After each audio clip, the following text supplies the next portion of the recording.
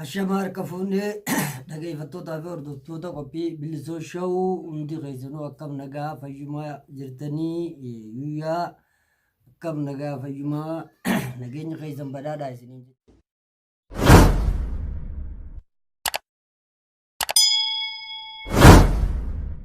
Har'aas deebinee jirra. Qophiin sagantaa teenya ta'arraa akkuma beekamu haala Oromiyaa fi Oromoon keessa jiru keessattuu uummata Oromoo lixa Wallaggaa lixa Oromiyaa Wallagga keessa jiru ilaalchisee qophii keenya har'aatiis akka nu hordoftan asumaan isinitti dhaabbanna. Yaa ilmaan Oromoo akkuma beekamu iyya dabarsaa iyyuu qofaa miti ka'aadhaa falmadhaa isa jiruudha. Kanaaf wanni nu barbaachisu nuti Oromoon akka Oromootti ol kaanee falmachuu qofa furmaanni keenya waraana bilisummaa Oromoo bira dhaabbannee kanaaf walirratti ilaaluunis yeruma kamiyyuu nu barbaachisu kan kaabaa kan kibbaa kan bahaa kan dhiyaa tokkummaan ol ka'ee falmachuu furmaataa yoo kun hin taane rakkoon teenya ittuma fuftii uummanni lixa Oromiyaa Wallaggaa baqachuu jira saamamu jira dhumu jira akkasumas Oromiyaa guutuu keessaa uummanni bifa hin beekamneen hiraarfamu jira warroonni itti dhiyeenya qabdan yookaan naannoo kanaas jirtan Oromiyaa guutuu keessa jirtan inni ala jiruu fi keessa jirus akka sagalee ta'uuf akkasumas akka ol ka'ee falmatee biyya isaa irratti abbaa ta'u imimmaan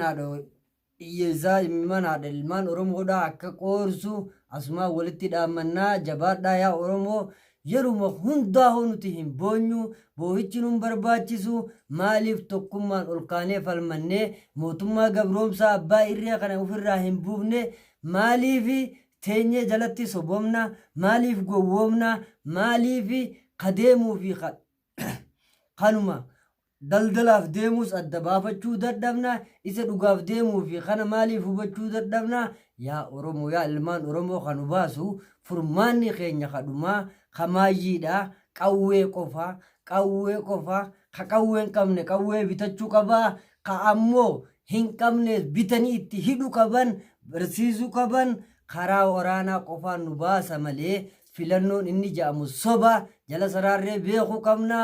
Dirqamni Oromoodha. Oromoon akka Oromoo qabu ilmaan Oromoo akka Oromummatti qaban haqa fi deeffachuudhaaf ka'ee falmachuu hidhachuu iyyuu miti walirratti ilaaluu miti tokkummaan ol ka'ee kaabaa fi kibbi bahaa fi dhihi Oromiyaa guutuu keessa falmaa finiinsuu qabaa jechuudha. Kanarratti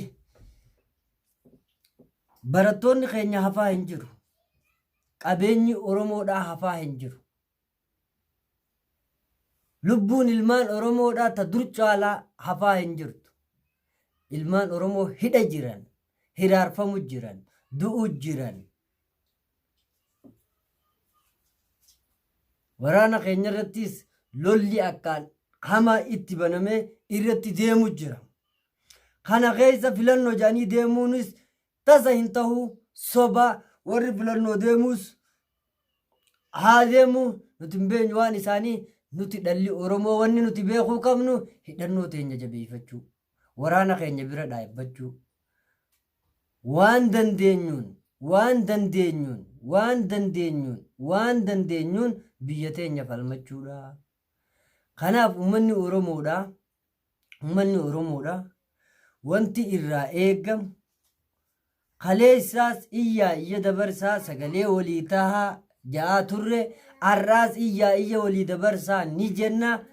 Uummanni keenya ammallee hin dammaqne ni baarage malee baaraguu hin qabu dammaquu qaba falmachuu qaba haqa isaa irratti abbaa ta'uu qaba abbaa biyyummaa isaa Oromoon tokkummaan ol ka'ee mirkaneeffachuu qaba.